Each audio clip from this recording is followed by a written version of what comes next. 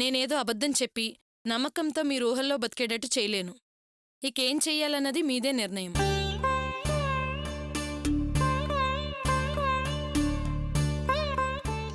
మల్స్, ఇప్పుడు పూర్తిగా కన్ఫర్మ్ అయిపోయింది కదా, ఇకనైనా నా మాట విని ఇంకో పెళ్లి చేసుకో ప్లీజ్.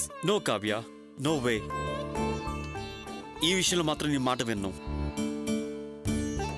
ఆసక్తి ఇక్కడికి వచ్చాం, కానీ నిరాశ మిగిలింది. అయినా నేనేం దిగులు పడ్ను. నీ మాట ఎస్ అని కూడా అన్నాం. Doctor, thank you so much. మరి మేము వెళ్ళొస్తాం. మంచిది. పద కావ్య.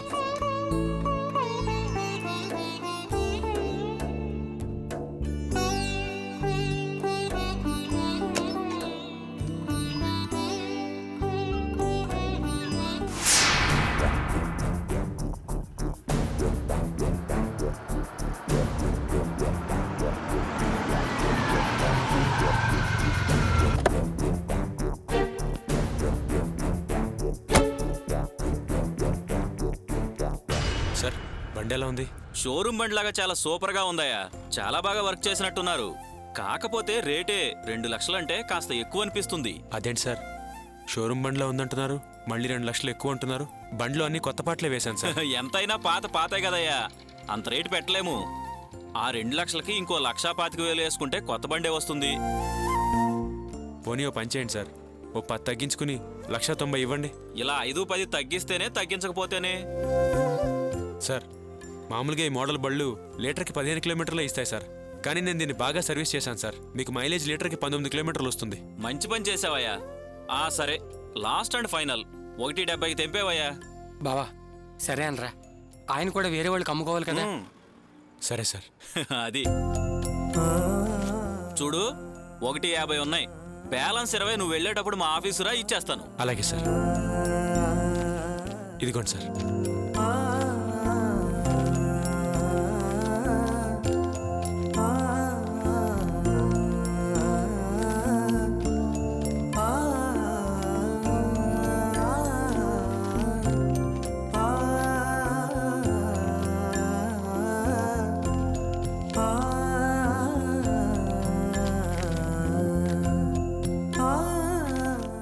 గోపి సార్, పేపర్లన్నీ కరెక్ట్ గా ఉన్నాయా? డబ్బు కూడా కరెక్ట్ గా ఉంది సార్. ఓకే, మరి నేను వెళ్తాను. నువ్వు వెళ్ళేటప్పుడు ఆఫీస్కు రా. సరే sir. Okay, bye. Thank you sir. ఓకేనయ్యా.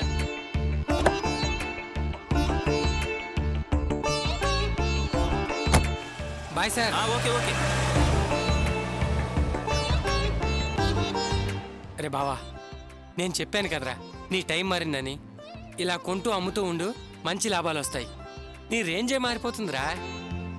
ఈ డబ్బు అర్చన చేతిలో పెట్టి దాని మొహంలో ఆనందం చూడాలరా. ఆలస్యం దేనికిరా, బయలుదేరు. వెళ్ళి అర్చనకిచ్చి ఆమె ఆనందం చూసి నువ్వు కూడా ఆనందపడరా. పద వెళదాం. బావా, అర్చన ఎక్కడికి వెళ్ళి ఉంటుంది? పక్క షాప్కి అయితే ఇంతసేపు పట్టదు. ఏమైనా వెంటనే అర్చనకి సెల్ ఫోన్ కొనివ్వాలరా.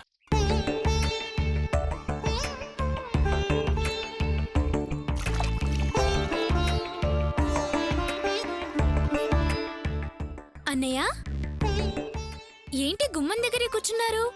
అర్చన తాళం వేసుకుని బయటికి వెళ్ళిందమ్మా. అక్క రేషన్ షాప్ కి వెళ్ళిందన్నయ్య. రండి మా ఇంట్లో కూర్చుందరు గాని. పర్వాలేదమ్మా. వచ్చి చాలా సేపు అయినట్టుంది. మంచినీళ్ళు ఏమన్నా ఇవ్వనా? వద్దులేమ్మా. సరే అన్నయ్య. రే బావా, నేను బయలుదేరుతాను రా. వెళ్ళి కిరాయి చూసుకుంటాను. సరే.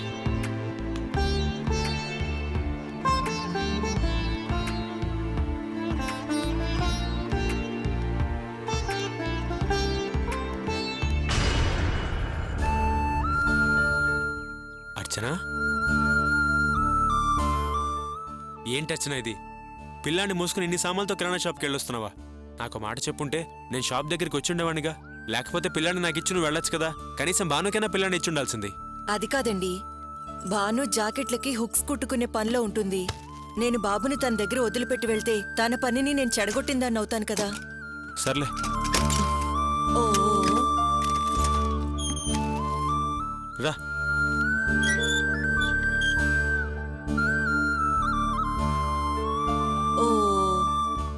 ఉండు నాన్న బంగారం, కాసేపు బజ్జు. ఆ.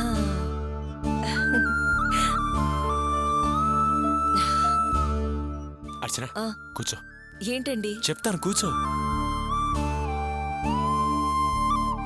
ఇదిగో నేను కష్టపడి సంపాదించిన 1,70,000. ఇంత డబ్బు ఎలా సంపాదించారండి? శివగాడు తీసుకెళ్ళిన ఒక ఆయన దగ్గర 70,000 కారు కొన్నాను. దాన్ని నేనే రిపేర్ చేసి 1,70,000 అమ్మాను. 1,00,000 రూపాయల లాభం వచ్చింది అర్చన. చాలా సంతోషంగా ఉందండి. ఇప్పుడు మనకి సంపాదించడానికి ఒక దారి దొరికింది. ఈ దారిలోనే ఒక్కో మెట్టు ఎక్కి మనం గొప్పగా ఎదగాలండి. అవునర్చన, మనం గొప్పగా ఎదుగుతాం. ఆ నమ్మకం నాకుంది. మనల్ని ఇంట్లోంచి బయటికి గెంటేసినప్పుడు, రోడ్డు మీద దిక్కుతోచని స్థితిలో నుంచున్నప్పుడు నాకు చాలా భయం వేసింది. అప్పుడు నాకు నువ్వు ధైర్యం చెప్పావు. ఆ తర్వాత రాణి పెళ్లి విషయంలోనూ, కుమార్ గారు మనకి సహాయం చేస్తానని చేయలేకపోయినప్పుడు, ఆవేశంలో నేను అందరి ముందు ఆ మాధవరావు గారితో ఛాలెంజ్ చేసినప్పుడు, ఆ సందర్భాల్లో నాకు చాలా భయం వేసింది. కానీ ఇప్పుడు నా మీద నాకు నమ్మకం వచ్చింది అర్చన. 1,00,000 రూపాయలు సంపాదించిన తర్వాత నేను గెలుస్తాననే నమ్మకం వచ్చింది. తప్పకుండా మనం గెలుస్తాం అర్చన, గొప్పగా ఎదుగుతాం. ఏవండి, చాలా రోజుల తర్వాత మీ ముఖంలో ఇంత ఆనందాన్ని చూశాను. ఈ ఆనందం ఎల్లకాలం ఇలాగే ఉండాలండి. మిమ్మల్ని చూస్తుంటే నాకు చాలా గర్వంగా ఉందండి. అర్చన,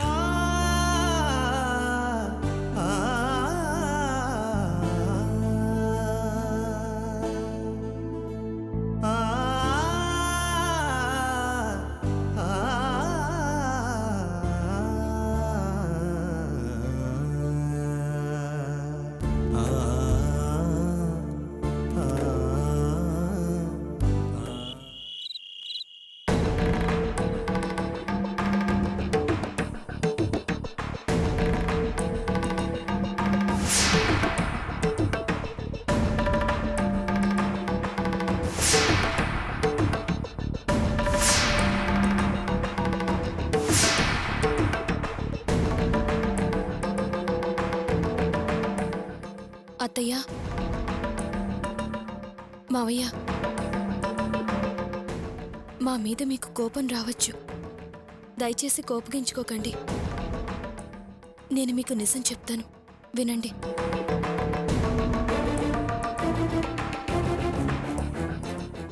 నాకు లోపం ఉన్న విషయం ఈ మధ్య తెలిసింది. అందుకే నాకు డైవర్స్ ఇచ్చి మరో పెళ్లి చేసుకోమని వారికి నచ్చజెప్పి లాయర్ దగ్గరికి తీసుకెళ్లాను. కానీ మల్స్ మరో పెళ్లి చేసుకోవడం కుదరదు అని చెప్పారు. ఏం చెయ్యాలా అన్న ఆలోచనతో నేనున్నప్పుడే మా నాన్న అసలు విషయం తెలియకుండా మల్స్ని అవమానకరంగా మాట్లాడితే నిజం ఆయనకి చెప్పాను. నన్ను కాపాడడం కోసం మల్స్ తన మీద నింద వేసుకున్నారు. అందుకని మీరు ఏమనాలనుకున్నా మీ కోపతాపాలు నా మీద చూపించండి, కాని తన మీద కాదు. దయచేసి వారిని నన్ను క్షమించండి అత్తయ్య.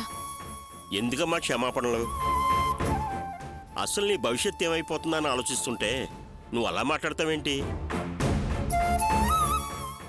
ఇంకా ఆలోచించేదేంటండి?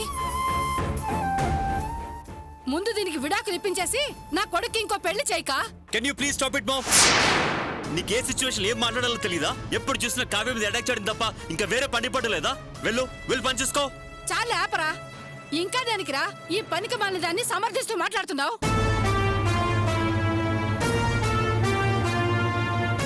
దేనికోసం రా నీ త్యాగం? మాకు నువ్వు ఒక్కగానొక్క కొడుకువి. మన వంశం అభివృద్ధి చెందకుండా ఈవిడ గారి పుణ్యాన్ని ఆగిపోవడమేనా? వారసుడొద్దా? మీరు చెప్పింది కరెక్టే అత్తయ్య. మీ కోరిక చాలా న్యాయమైంది. నా ఆశ కూడా అదే. మల్స్, మా అందరి కోరిక అర్థం చేసుకో. నా వల్ల మీ వంశం ఆగిపోకూడదు. అందుకే ఇంకో పెళ్లి చేసుకో. మాట్లాడు కావ్య. నువ్వు ఆ మాట మళ్ళీ మళ్ళీ అంటుంటే నాకు ఇరిటేషన్ గా ఉంది. మీరు ఆ విషయం తప్ప ఇంకేం మాట్లాడరా? మల్స్, నువ్వేం టెన్షన్ పడకరా.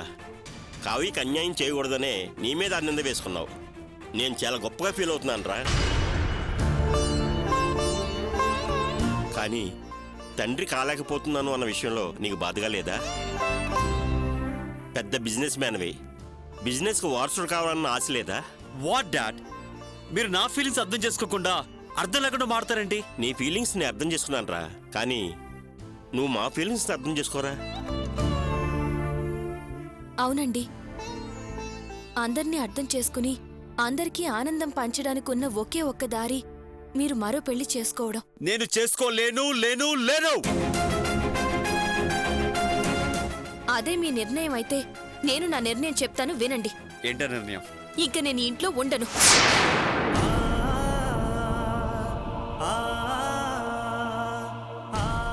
మా పుట్టింటికి వెళ్ళిపోతాను.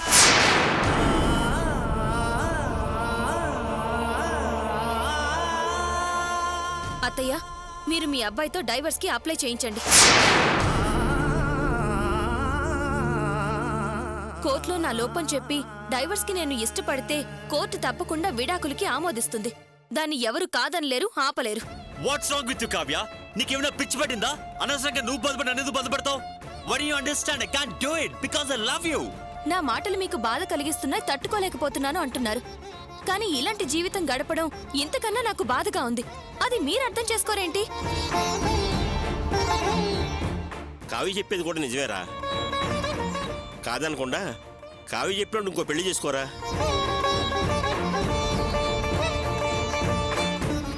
ఒరేయ్, ఒప్పుకోరా.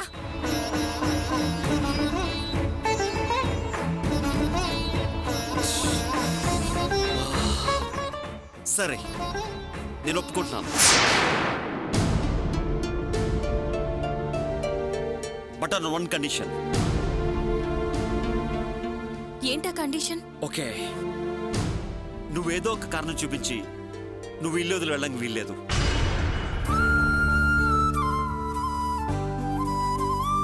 నువ్వు జీవితాంతం నాతోనే ఉండాలి.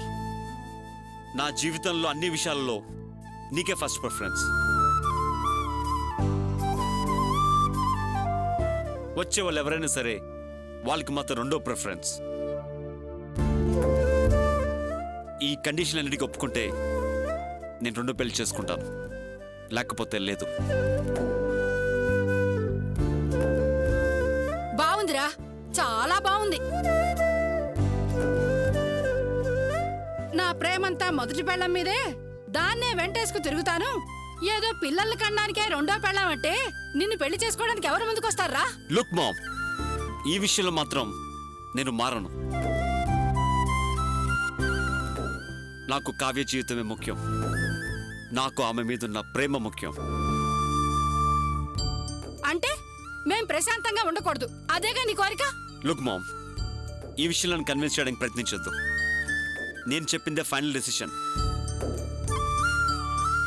దానికి యాక్సెప్ట్ చేస్తేనే ఫర్దర్గా ప్రొసీడ్ అవ్వండి, లేదంటే మానేయండి. నన్ను మాత్రం విసిగించొద్దు. ఆగు మల్స్. ఏంటి? నేను మీ కండిషన్కి ఒప్పుకుంటున్నాను. ఏయ్, ఏంటే నువ్వు ఒప్పుకునేది? సందు దొరికింది కదా అని ఈ వంకతో ఇక్కడే తిష్ట వేయాలని చూస్తున్నావా? అత్తయ్య ప్లీజ్, కాస్త పరిస్థితి అర్థం చేసుకోండి. మల్స్ అంటే నాకు ప్రాణం, ఆయనకి నేనంతే. ఏ కారణం చేతైనా మేం దూరంగా ఉండలేం. అందుకే మీకు చేతులెత్తి దండం పెడతాను. దయచేసి ఈ విషయంలో మీరు కాదు అనే మాట అనకండి. ఆయన నుంచి విడిపోవాల్సి వస్తుందేమో అని భయపడ్డాను. కానీ తనే తన దగ్గరుండే అదృష్టాన్ని కలిగించారు. నాకు చాలా ఆనందంగా ఉంది. చూడండి అత్తయ్య, నేను ఎట్టి పరిస్థితుల్లోనూ రాబోయే అమ్మాయికి మల్స్కి అడ్డుగా ఉండను. ఓ పక్కన ఒదిగుంటాను. ఎవరికి ఏ ఇబ్బంది కలగకుండా మేనేజ్ చేసుకుంటాను. కాదనకండి అత్తయ్య, మీకు చేతులెత్తి దండం పెడతాను ప్లీజ్. నువ్వు ఎన్నైనా చెప్పవే, నువ్వు ఇక్కడ ఉండడం నాకు ఇష్టం లేదు.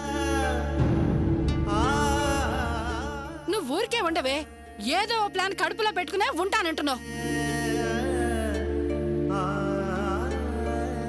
ఏంటే నువ్వు కాస్త నోరు మూస్తావా? ఒరే మల్స్, నువ్వు ఇంకో పెళ్లి చేసుకుంటే కావ్య జీవితం ఏమైపోతుందో అన్న ఆలోచన నన్ను తొలిచేస్తుందిరా. ఏ దేవుడు నీకు బుద్ధి పుట్టించాడో గాని కావ్యని వదిలేయకుండా ఒక మంచి కండిషన్ పెట్టి పెళ్లి ఒప్పుకున్నావు. అయినా నువ్వేంటే వాళ్ళని ఎడదీయడమే ప్రధాన ధ్యేయంగా పెట్టుకున్నావు. నువ్వు ఇంకేం మాట్లాడుకో. కావ్య, నువ్వేం చేయదలుచుకున్నావు అదే చెయ్యమ్మా. థ్యాంక్స్ డాడ్, మీరే నన్ను అర్థం చేసుకున్నారు. Now I'm relaxed. ఈరోజు నేను ప్రశాంత నిద్రపోతాను. Good night.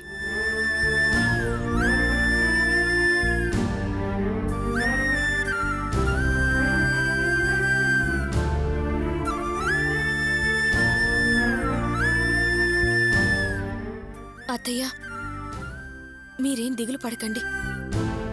నేనిక్కడే ఇలాగే అంటి పెట్టుకునుండను. మల్స్కి పెళ్ళైపోయిన తర్వాత నేను వెళ్ళిపోతాను. కావ్య, ఏంటమ్మా నువ్వు అనేది? అవును మావయ్య, మల్స్ని పెళ్లికి ఒప్పించడానికి నేనలా మాట్లాడాల్సొచ్చింది. కానీ నాకిక్కడ ఉండాలన్న ఉద్దేశం లేదు. ఎందుకమ్మా అలా అంటున్నావు? ఇక్కడ ఉండడానికి నీకేంటి ఇబ్బంది? ప్రాక్టికల్గా ఆలోచించండి మావయ్య. ఇద్దరు భార్యలు ఒకే ఇంట్లో ఉండడం చాలా కష్టం. ఇమళ్ళేరు. ఇప్పుడు రాబోయే అమ్మాయిది ఎప్పటికీ రెండో ప్లేసే అంటున్నారు. అలా అయితే ఆ అమ్మాయి భరించగలదా? నా జీవితం గురించి మీరేం దిగులు పడకండి. నాకు నా వాళ్ళున్నారు. అప్పుడప్పుడు వచ్చి చూసెళ్తూ ఉంటాను. మల్స్ జీవితం మంచిగా సాగి మీకు వారసుడు దక్కితే అంతే చాలు. పెళ్లి జరిగేదాకా ఈ విషయం వారికి తెలియనివ్వకండి. అస్సలు తెలియనియ్యం. ఈ మాట నువ్వు నిలబెట్టుకుంటే మంచిది.